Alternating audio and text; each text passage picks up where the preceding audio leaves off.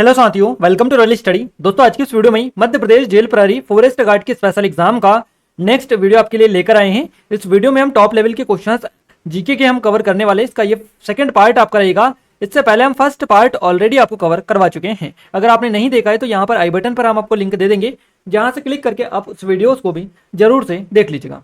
Clear है? और नए क्वेश्चन से बिल्कुल फ्रेश कंटेंट है आपका। पटवारी के एग्जाम में पूछे गए क्वेश्चन हम कवर कर रहे हैं। इसका नेक्स्ट पेपर ये है। क्लियर है? तो आइए अब हम स्टार्ट करते हैं। और यहीं से क्वेश्चन आपके बनेंगे। 110% गारंटी से कह सकते हैं कि क्वेश्चन सीधे सीधे यहीं से पूछे जाएंगे। एक सिंगल क्वेश्चन भी आपका बाहर नहीं जाएगा। सो इस वीडियो को पूरा देखें लास्ट तक, काफी हेल्पफुल आपके लिए रहेगा। और इस वीडियो की पीडीएफ, जितनी भी पीडीएफ थी अब तक की सारी पीडीएफ हमने टेलीग्राम पर और इस वाले बेसिकली टेस्ट सीरीज में फ्री ऑफ कॉस्ट डाल दिए। अगर आपने इसको इनरोल नहीं भी कर रखा है तो भी आपको मिल जाएगी। आप जरूर से चेकआउट करिएगा। दोनों जगह पर हमने पीडीएफ डाल दिए। आप अगर टेलीग्राम से नहीं जुड़े तो टेलीग्राम से भी जुड़ जाइएगा। और इस वाले कोर्स में एप्लीकेशन को डाउनलोड करके इस वाली टेस्ट सीरीज में बेसिकली ये पीडीएफ डली हुई है। क्लियर है? ये हमारी जेल प्रहरी की स्पेशल टेस्ट सीरीज है गाइस। अगर आपने इनरोल नहीं किया है तो कर लीजिएगा। काफी अच्छे स्पेशल ऑफर चल रहा है इस पे। और 500 से अधिक टेस्ट है इसमें, वहाँ ऑनलाइन टेस्ट, सारा कंटेंट है, कंप्लीट डिटेल है, सारी चीजें हैं इसमें, A to Z चीजें आपको मिलेगी। और कोई डाउट है, कुछ क्वेरीज है तो आप हमें नंबर पर भी कांटेक्ट कर सकते हैं। फाइनली स्टार्ट करते हैं हमारे पहले क्वेश्चन से। हमारा पहला क्वेश्चन निकल कर आ रहा है, मध्य प्रदेश के इंदौर में जवाहरलाल नेहरू स्टेडियम की स्थापना किस वर्ष हुई थी? देखिए, इंदौर में जवाहरलाल नेहरू स्टेडियम की जो स्थापना हुई थी ये 1964 में हुई थी। 1964 में इसकी स्थापना हुई थी। सी ऑप्शन हमारा करेक्ट आंसर रहेगा। और ये नेहरू जो स्टेडियम है इसको ही बेसिकली जवाहरलाल नेहरू स्टेडियम बोला जाता है, नेहरू स्टेडियम को, जो कि इंदौर में है। और 1964 में ये स्थापित हुआ था। बेसिकली ये जो स्टेडियम है एक बहुउद्देशीय स्टेडियम है ये। इसमें बास्केटबॉल, क्रिकेट, खो खो और फुटबॉल, इसके लिए इसका आयोजन बेसिकली यहाँ पर किया जाता है इस स्टेडियम में, नेहरू स्टेडियम इंदौर में। स्थापना तो 1964 में हुई थी। अगर हम बात करें कि नेहरू स्टेडियम में बैठक क्षमता कितनी है तो यहाँ पर 25,000 जो लोग हैं एक साथ बैठ सकते हैं स्टेडियम में। तो बैठक क्षमता 25,000 है इस स्टेडियम की, याद रखिएगा। अगले क्वेश्चन की ओर आगे बढ़ते हैं। क्वेश्चन हमारा नेक्स्ट है, जवाहरलाल नेहरू कृषि विश्वविद्यालय मध्य प्रदेश में कहाँ स्थित है? जवाहरलाल नेहरू कृषि विश्वविद्यालय मध्य प्रदेश के जबलपुर में स्थित है। जबलपुर यानी कि सी ऑप्शन हमारा करेक्ट आंसर रहेगा। जवाहरलाल नेहरू कृषि विश्वविद्यालय कहाँ पर है? जबलपुर में है। और ये जो है बेसिकली कृषि क्षेत्र में विशेषता वाला एक सार्वजनिक विश्वविद्यालय है, जवाहरलाल नेहरू कृषि विश्वविद्यालय जबलपुर का। अगर हम बात करें कि इस विश्वविद्यालय की स्थापना कब हुई थी, कब अस्तित्व में आया था, तो गाइस याद रखिएगा 2 अक्टूबर 1964। क्लियर है? 1964 1964 में ये अस्तित्व में आया था। तो दोनों क्वेश्चन आप एक साथ याद रख सकते हैं। ये जवाहरलाल नेहरू स्टेडियम है 1964 में स्थापित हुआ था। और इसी के साथ ये भी आपका जवाहरलाल नेहरू के नाम पर ये कृषि विश्वविद्यालय ये जबलपुर में है आपका। और इसकी स्थापना भी 1964 में हुई थी। 2 अक्टूबर आप ये याद रखिएगा। क्लियर है? तो ऐसे आप रिलेट करके याद रखेंगे, आप आसानी से याद कर पाएंगे।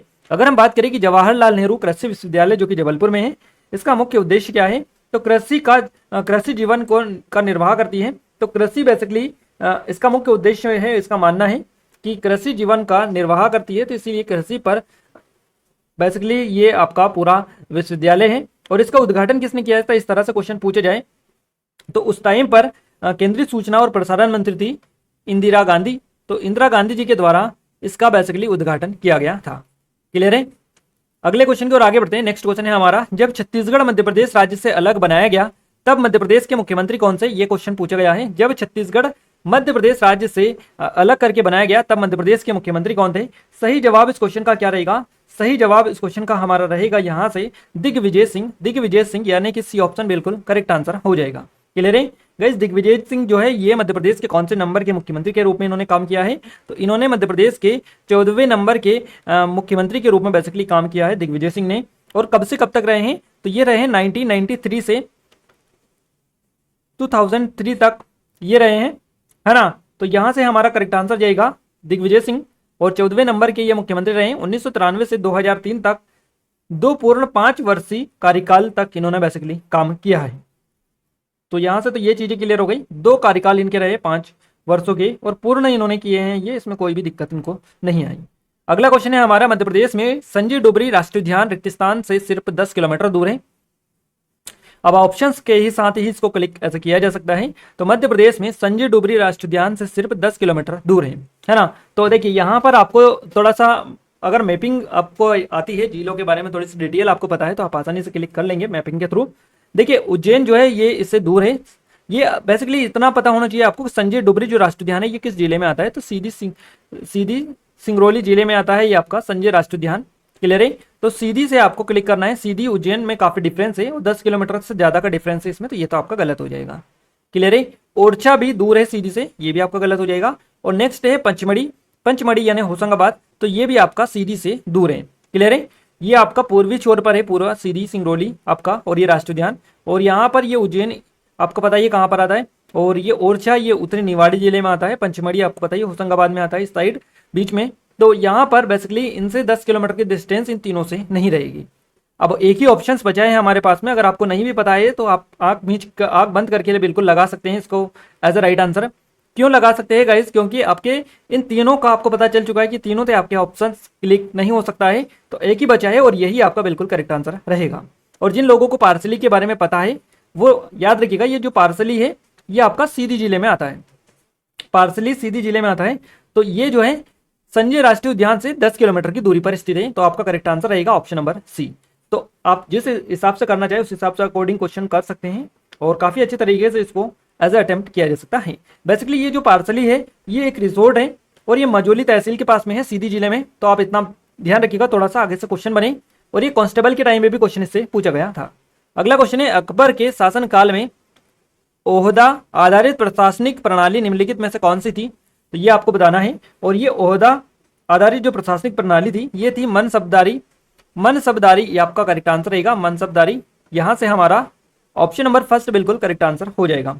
ये मनसबदारी जो प्रणाली थी ये मुगल सम्राट अकबर द्वारा एक नई प्रशासनिक मशीनरी और राजस्व प्रणाली के रूप में इसको पेश किया गया था अकबर ने, है ना। और यह बड़प्पन और सेना को व्यवस्थित करने के लिए रैंक आधारित एक प्रणाली थी, बेसिकली रैंक धारक प्रणाली, तो इसको इसीलिए ओहदा आधारित प्रशासनिक प्रणाली के नाम से भी जाना जाता है।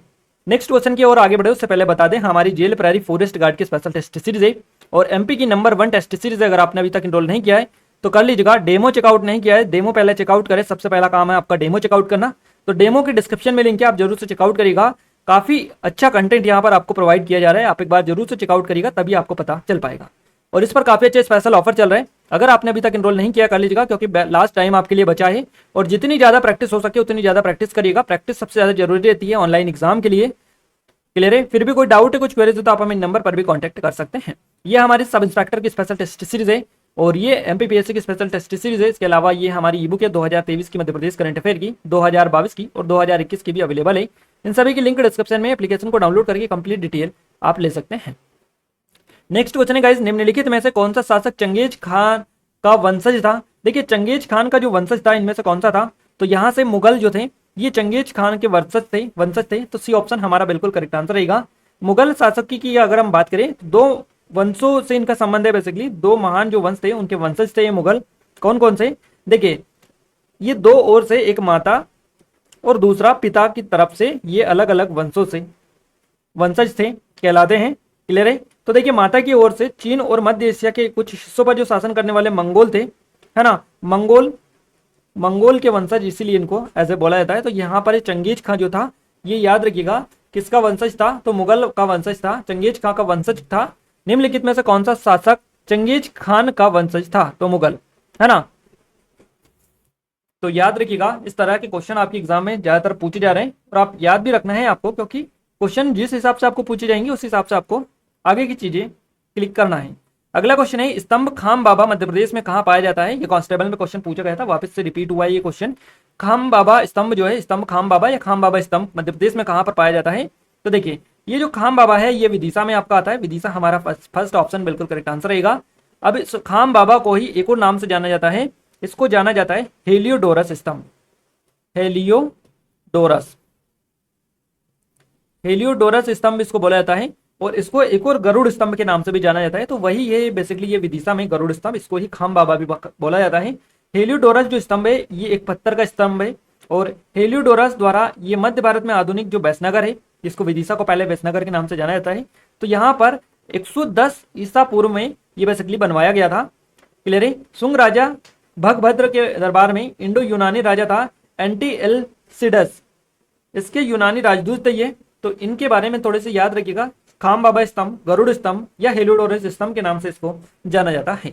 अगला क्वेश्चन है हमारा, नेक्स्ट क्वेश्चन की ओर आगे बढ़ते हैं। क्वेश्चन नेक्स्ट है हमारा, निम्नलिखित में से कौन प्रथम बौद्ध परिषद का संरक्षक था? तो सही जवाब रहेगा अजात शत्रु, यानी कि बी ऑप्शन बिल्कुल करेक्ट आंसर यहाँ से भी हो जाएगा।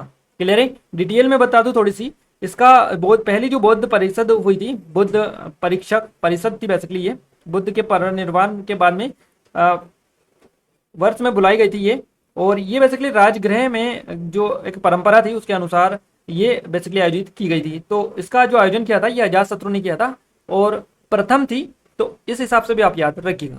निम्नलिखित में से किस स्थान पर मध्य प्रदेश में कालिदास अकादमी स्थित है? कालिदास जो अकादमी है ये मध्य प्रदेश के उज्जैन में है। उज्जैन हमारा सी ऑप्शन करेक्ट आंसर रहेगा। अगर आपसे पूछे जाए कि इसकी स्थापना कब हुई थी तो 1977 में हुई थी, 1977 में।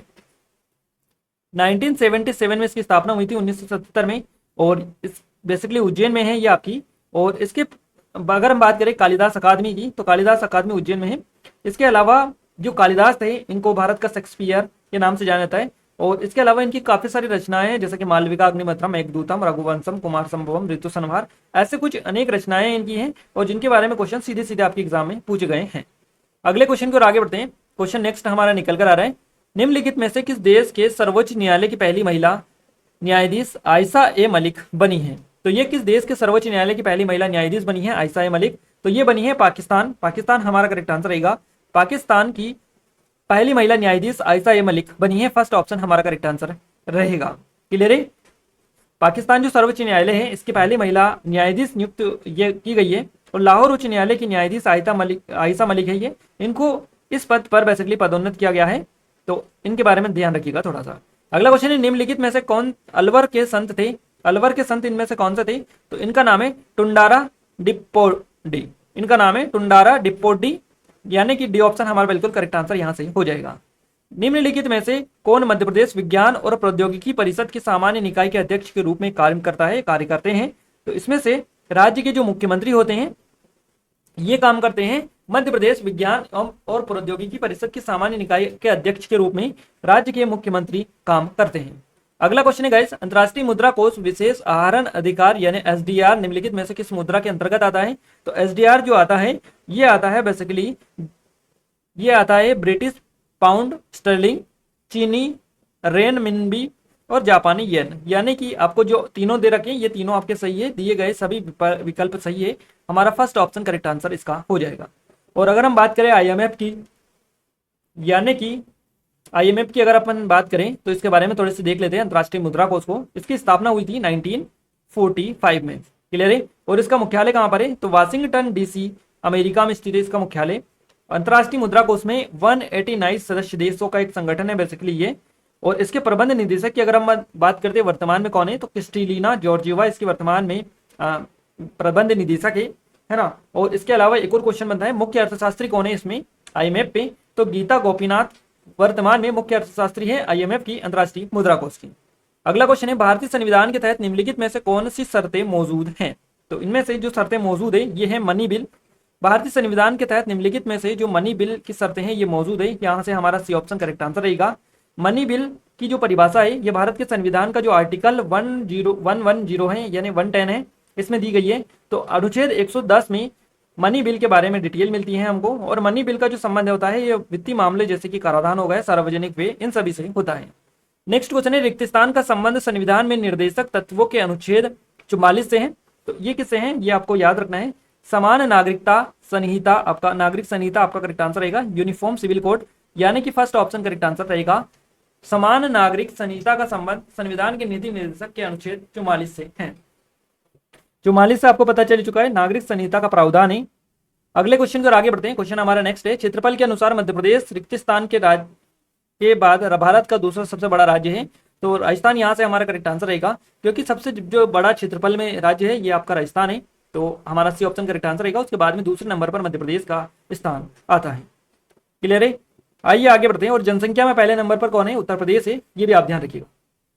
अगला क्वेश्चन है, 52वीं बार दादा साहेब फाल्के पुरस्कार किसे प्रदान किया गया है ये जाएगा? तो ये दिया जाएगा आशा पारेख को। आशा पारेख हमारा फर्स्ट ऑप्शन करेक्ट आंसर है, इसका हो जाएगा। दिग्गज अभिनेत्री है आशा पारेख, इनको साल 2022 दादा साहब फाल्के अवार्ड से सम्मानित किया जाएगा। और तो ये याद रखिएगा दादा साहब फाल्के, और 52वीं बार ये बेसिकली दिया जाएगा, इसका 52वां ये पुरस्कार होगा। नेक्स्ट क्वेश्चन है, मध्य प्रदेश में अहिल्याबाई का किला और महल कहाँ पर स्थित है? तो मध्य प्रदेश में अहिल्याबाई का किला और जो महल देखने को मिलते हैं, ये देखने को मिलते हैं महेश्वर में। महेश्वर यानी कि डी ऑप्शन यहाँ से सही जवाब रहेगा। अगला क्वेश्चन है, निम्नलिखित में से किस हड़प्पा स्थल में एक गोदी थी? हड़प्पा स्थल में कौन सा हड़प्पा स्थल में गोदी थी? तो इसमें से आपका करेक्ट आंसर लोथल रहेगा। लोथल यानी कि सी ऑप्शन करेक्ट आंसर रहेगा। देखिए, सिंधु घाटी सभ्यता के जो सबसे महत्वपूर्ण शहर थे उनमें से एक लोथल है, और ये बेसिकली कहाँ पर आता है? तो ये गुजरात जो है, आधुनिक गुजरात, इसके भाल क्षेत्र में आता है आपका लोथल। और सिंधु घाटी सभ्यता में लोथल जो है ये ही बेसिकली अपने गोदी के लिए प्रसिद्ध था। तो लोथल आपका करेक्ट आंसर रहेगा। मध्य प्रदेश में निम्नलिखित में से किस स्थान को नर्मदापुरम के नाम से भी जाना जाता है? देखिए, नर्मदापुरम या नर्मदापुर के नाम से किसे जाना जाता है? तो यह होशंगाबाद को जाना जाता है। होशंगाबाद हमारा करेक्ट आंसर रहेगा, ऑप्शन नंबर फर्स्ट। अभी हाल ही में 7 फरवरी 2022 को होशंगाबाद जो जिला है इसका नाम बदलकर नर्मदापुरम कर दिया गया है। तो यहीं से सीधा सीधा क्वेश्चन आपका पूछा गया है। क्लियर है गाइस? यहाँ पर हमने टॉप लेवल के क्वेश्चन आपको कवर करवा दिए हैं आज की इस वीडियो में। आई थिंक आपको वीडियो पसंद आया होगा। डेली हम ऐसे क्वेश्चंस कवर करवा रहे हैं, बाकी जल्द आपको लिए टॉप 100 टॉप 200 की वीडियोस हम लेकर आएंगे। बस हम जो वेट कर रहे हैं उस चीज का वेट कर रहे हैं कि ज़्यादा से ज़्यादा आप सपोर्ट करें, क्योंकि गाइस अभी तक आपका इतना ज़्यादा सपोर्ट हमें नहीं मिल पाया है। जैसे ही आपका सपोर्ट पूरा मिल पाएगा, है ना, जिस दिन से अगर आज से ही आपका सपोर्ट अच्छा खासा मिल जाता है, तो गाइज हम इस सीरीज को तुरंत से स्टार्ट कर देंगे और एक दिन में करीबन 2-3 वीडियोस देंगे, एक साइंस का, एक जीके का और एक आपका हिंदी का। बाकी और भी सब्जेक्ट हम स्टार्ट करवा देंगे आपकी डिमांड पर। बट आपके ऊपर डिपेंड करता है कि कितना आप सपोर्ट करें, कितना शेयर करें, कितना ज़्यादा इस वीडियो को आप सपोर्ट करें, ताकि आपके लिए जल्दी से ये क्लासेस और ये कंटेंट हम आपको प्रोवाइड कर पाएँ। क्लियर है? बिना आपके सपोर्ट के ये सारी चीज़ें पॉसिबल नहीं है। आप भी समझ सकते हैं आई थिंक मैं जो बताना चाह रहा हूँ। क्लियर है? तो आपसे रिक्वेस्ट यही है कि आप अगर आप चाहते हैं तो आप ज़्यादा से ज़्यादा सपोर्ट करें, लाइक करें, शेयर करें इस वीडियो को, और जिन्होंने सब्सक्राइब नहीं किया है सब्सक्राइब करके रखें, ताकि जो भी नया वीडियो आए सबसे पहले आप तक पहुंच पाए। क्लियर है गाइस? आपको इस वीडियो की पीडीएफ के बारे में ऑलरेडी हम बता चुके हैं, टेलीग्राम पर या एप्लीकेशन पर, दोनों जगह पर मिल जाएगी। और ये हमारे ऑनलाइन कोर्सेस है, इनकी मदद से आप अपनी एग्जाम में काफी अच्छे स्कोर कर सकते हैं। तो इनकी डिस्क्रिप्शन में लिंक है इन सभी की, आप एक बार जरूर से विजिट करिएगा, और काफी हेल्पफुल आपके लिए रहेगा। काफी अच्छे स्पेशल ऑफर इन सभी पर चल रहा है। एप्लीकेशन को डाउनलोड कर लीजिएगा, कंप्लीट डिटेल वहां पर आपको मिल पाएगी। क्लियर है? तो मिलते हैं हमारे गाइस नेक्स्ट स्टडी वीडियो में, तब तक के लिए जय हिंद, वंदे मातरम।